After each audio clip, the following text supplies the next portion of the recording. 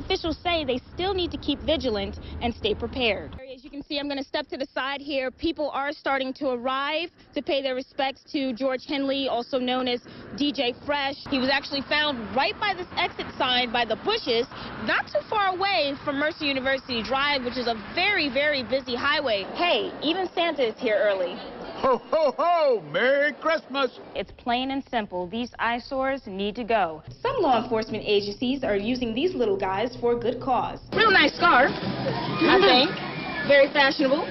Wheeler County investigators tell me the suspected vandals entered the school to steal money, but instead caused a lot of damage. This behind me is a 1-year-old pecan tree. It's going to take that tree at least 7 years before farmers can even begin the harvesting process. Best thing you can do is just get back up and keep moving. And that's exactly what 29-year-old Sergeant Mark Smith did after an injury changed his life.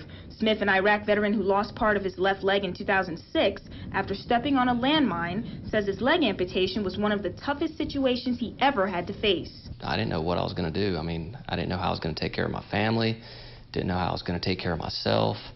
It was pretty depressing time. Sergeant Smith served in the Marines for 8 years before becoming a state trooper. After a challenging 18-week training, Smith graduated in August, becoming the first amputee to graduate from Georgia's School for State Troopers. I wanted to be back on my feet. I wanted to do things. So I made the decision. I'm not going to accept the fact that I'm an amputee. I'm going to move on. I'm going to take my life back. Smith says he was determined to prove he could perform just as well as someone with both of their legs. And with a titanium alloy prosthesis, he got moving. Well, that's too hard. I can't do that. Or, I have this condition that's preventing me. Well, it's how far do you want to push yourself? Before becoming a state trooper, Smith admits he didn't know much about law enforcement, but ultimately stuck with his decision. As I learned more and more about what, the job of a law enforcement officer actually deals with, I remember thinking like, man, this is, am I doing the right thing here? Smith says being a role model to others is a great feeling. You're the reason why I didn't fall out of that run, because even though I wanted to fall out of the run, I looked at you up there, keeping stride with everybody else, and I just said, if he can make it, I can make it. Smith says he doesn't consider himself a hero, just a man on a mission. Noel Saunders, WGXA. It is a possibility that if he doesn't receive the heart transplant, that he could pass away. 27-year-old Gennaro Brown of Macon continues to fight for his life while his family tries to raise money for a life-saving surgery. Brown was admitted last Wednesday into Piedmont Hospital in Atlanta for his 5th heart surgery. Brown's mother, Gwen Bryant, says things have now taken a turn for the worse. Doctors are saying since he's had infection in his body that he definitely need a heart transplant now in order for the infection just to completely go away. After being diagnosed with congestive heart failure in 2011, doctors planted a pacemaker into Brown's chest with a device to monitor his heart. We only have raised $1,350, so we still got a long ways to go. While Medicaid is paying for Gennaro's hospital bills, his mother tells me the $225,000 heart surgery is not covered by Medicaid in Georgia because of his age. Brian and her son Michael have done everything from car washes to selling hot plates to raise the money. It's more emotional than anything because it's devastated every day. You going to work, but in the end of your mind, you're not making enough to even, help with the situation. Bryant was inconsolable while explaining her son's condition. She says her family might have to move to a state that covers the transplant, but moving is also too expensive. That's my baby, and I don't want anything, that happen to him.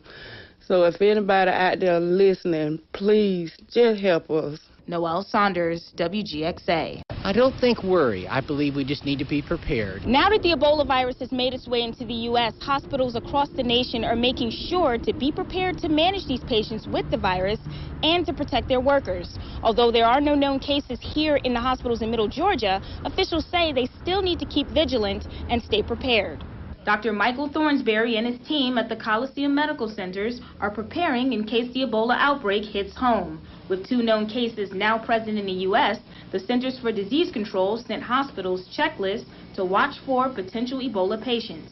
First, they'll watch for specific symptoms like chills, fever, and Riger's disease, which causes the body to shake without control. If the patient has traveled to West Africa within the last month or been in contact with anyone who has Ebola, they act quickly. We would begin an isolation technique with that patient. We'd make contact with their local health department, and then through the state, they would make contact with the CDC. Hospital staff also has protective equipment like face masks, shoe covers, and fluid-resistant gowns when treating anyone with the virus. That's the great risk with Ebola, is coming in contact with any body fluid.